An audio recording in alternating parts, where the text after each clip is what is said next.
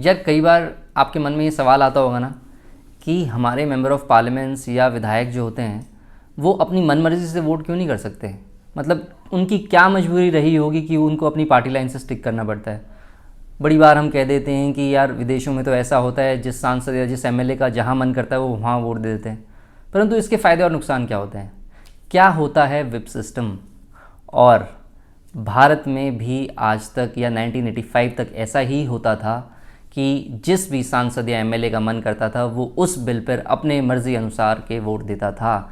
परंतु ऐसी क्या मजबूरियां हुई देश में कि एंटी डिफिकेशन लॉ आया। इसको समझने के लिए हमें एंटी डिफिकेशन लॉ और भारत का जो विप सिस्टम है उसको समझना पड़ेगा। हाँ, सब कुछ सीधा सीधा नहीं है, सब गोल गोल है। जैसे आँख ने देखे हुए फल को मुंह ने खाया और पेट ने हजम किया, वैसे ही कुछ सीधा सीधा नहीं है, ये सब गोल गोल है। और इन सब गोल गोल बातों को मैं आपके सामने सीधा सीधा बताने जा रहा हूँ। दोस्तों, भारत में ना एक समय ऐसा था कि जिस भी एमपी या एमएलए का जिस भी पार्टी को या जिस भी बिल को समर्थन देने का मन करता था वो वैसे ही कर देता था।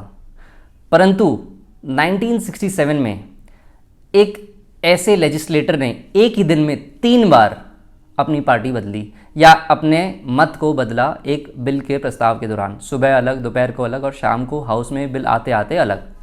उनका नाम था गयालाल। और उसी दिन से भारत में ये कहानी या मुहावरा प्रसिद्ध हुआ जिसका नाम है आया राम गया राम। और इससे दोस्तों उनकी क्या मजबूरी रही ये समझने के लिए कोई लोग नहीं सोचे। परंतु इससे लोग कहते थे कि करप्शन का भारत में बहुत ज़्यादा प्रचलन था। यहाँ तक कि 1967 और 1977 में जितने भी भारत में मेंबर ऑफ पार्लियामेंट्स और एमएलएज थे उनमें से 50% लोग अपनी पार्टियां वोट के टाइम पे या एक क्रूशियल लीडरशिप इलेक्ट करने के टाइम पे अपनी पार्टियां बदल देते थे। यहाँ तक कि 1977 में जब मोरारजी देसाई जी प्रधानमंत्री थे, उनकी पार्टी के कम से कम 70 मेंबर ऑफ पार्लियामेंट्स उन्हें छोड़ के उनको चले गए थे। तो दोस्तों इसके बाद ना लोगों ने माना, जो हमारे बुद्धिजीवी हैं उन्होंने ये माना कि ये जो डेमोक्रेसी में एक लोगों का जो मत है उसके साथ ये एक अन्याय हो रहा है, क्योंकि ये उनके मैंडेट को, उनके विश्वास को तोड़ रहा है। और ये लोग जिस पार्टी को वोट दिया है, उस पार्टी को चुना था, तो उससे डिफ्लेक्ट करके जा रहे हैं। तो ये उनके साथ, इन वोटर्स के साथ विश्वासघात हो रहा है। तो 1967 में एक एंटी डिफिकेशन लॉ को स्टडी करने के लिए एक कमेटी बनी, वाई बी चौहान जी जो शरद पवार जी के मेंटर रहे, उनकी चेयरमैनशिप में। और धीरे धीरे इस पे मत होता रहा और 1985 में राजीव गांधी जी के कार्यकाल में ये एक लॉ बना जो 18 फेब को इनैक्ट हुआ, मोटा मोटा करीब अगर यही डेट है तो। और इस बिल में ये कहा गया कि 2 प्रावधान थे इसमें कि 1/3 ऑफ द मेंबर्स अगर पार्टी से हट जाएं तो वो स्प्लिट हो सकते हैं, कोई इंडिविजुअल नहीं। और दूसरा, अगर 2/3 लोग अपने पार्टी की सदस्यता छोड़ते हैं तो वो किसी और पार्टी के साथ मर्ज भी कर सकते हैं। तो ये 2 लूप होल्स हुए और इसका सांसदों ने और विधायकों ने बहुत समय दर समय फ़ायदा या दुरुपयोग उठाया। यहाँ तक कि चंद्रशेखर ने जब वो जनता दल का स्प्लिट हुआ तो अपने 60 मेंबर ऑफ पार्लियामेंट्स के साथ छोड़ के दूसरी पार्टी में मर्ज कर गए। परंतु स्पीकर ने उन पर कोई एक्शन नहीं लिया, क्योंकि जो डिफिकेशन लॉ है वो ये कहता है कि या तो आप उन सदस्यों को जिन्होंने एंटी डिफिकेशन लॉ का पालन नहीं करा है और अपनी पार्टी लाइन से हटकर दूसरी पार्टी या दूसरे बिल को वोट करा है, तो या तो उनकी सदस्यता रद्द हो और यहाँ तक कि उनको मिनिस्टर ना बनाया जाए 5 साल तक। तो 2003 में एक कमेटी बनी थी प्रणब मुखर्जी से जिसके हेड थे, और उन्होंने इसमें जो 1/3 स्प्लिट था इसको हटा दिया, क्योंकि अगर 1/3 स्प्लिट का हुआ तो ज़्यादा से ज़्यादा पार्टियाँ टूटने लगती। तो इसलिए उन्होंने ये वाला पार्ट हटा दिया और ये वाला अमेंडमेंट एक्ट करा कि जिसमें उन लोगों को जो पार्टी से डिफ्लेक्ट करेंगे उनको मंत्री नहीं बनाया जाएगा, उससे पार्टी की डेमोक्रेसी बनी रहेगी। अब दोस्तों सवाल इस बात का है कि इस एंटी डिफिकेशन लॉ को इम्प्लीमेंट कैसे करते हैं।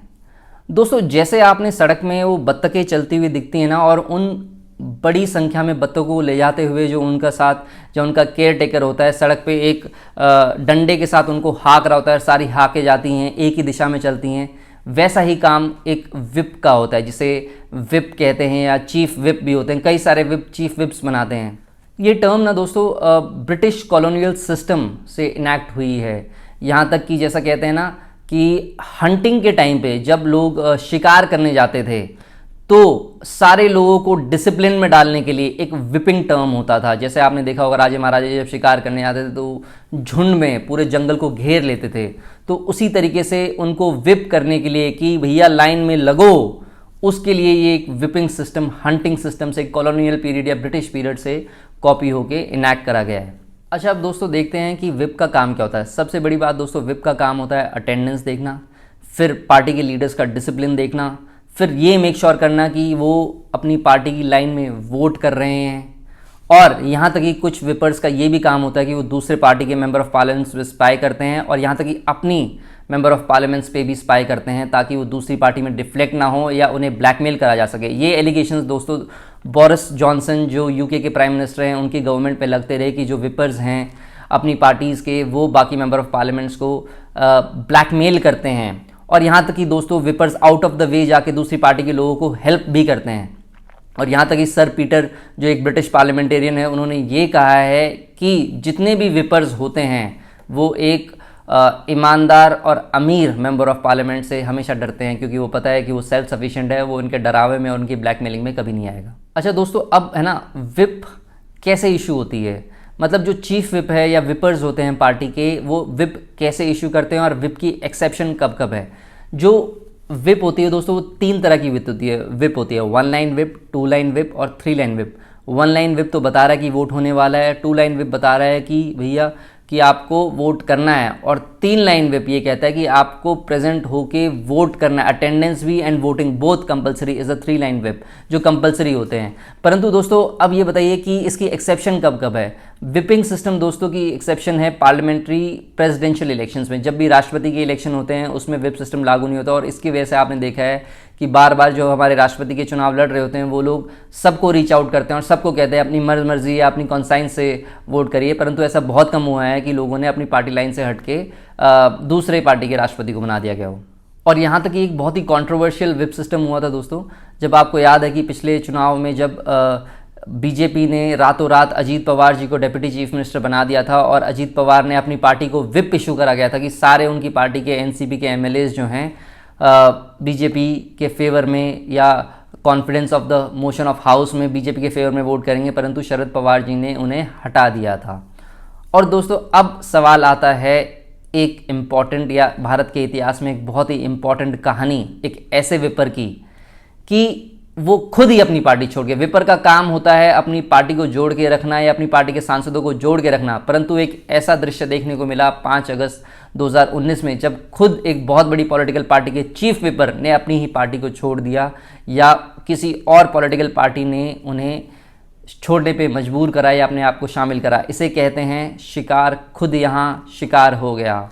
हाँ दोस्तों, 5 अगस्त 2019 में जब हाउस में 370 धारा के रिमूवमेंट के लिए एक पास एक्ट होना था, तब कांग्रेस पार्टी के भुवनेश्वर कलिता जो 4 बार के राज्यसभा मेंबर ऑफ पार्लियामेंट और 1 बार के लोकसभा मेंबर ऑफ पार्लियामेंट और कई बार एमएलए रहे और अहमद पटेल के दोस्त रहे, उन्होंने अपनी कॉन्साइज को मानते हुए ये कहा कि मुझे लगता है धारा 370 हटाना देश हित में है, और इसलिए उन्होंने अपनी पार्टी से ही रिज़ाइन कर दिया। तो ये एक था बहुत इम्पॉर्टेंट लेसन कि कैसे शिकारी खुद शिकार हो गया या अपनी पार्टी को छोड़ गया। आशा करता हूँ ये आपको वीडियो पसंद आई होगी या इन्फॉर्मेटिव लगी होगी। दोस्तों प्लीज़ सब्सक्राइब करें और बेल आइकन दबाइए। बहुत बहुत धन्यवाद।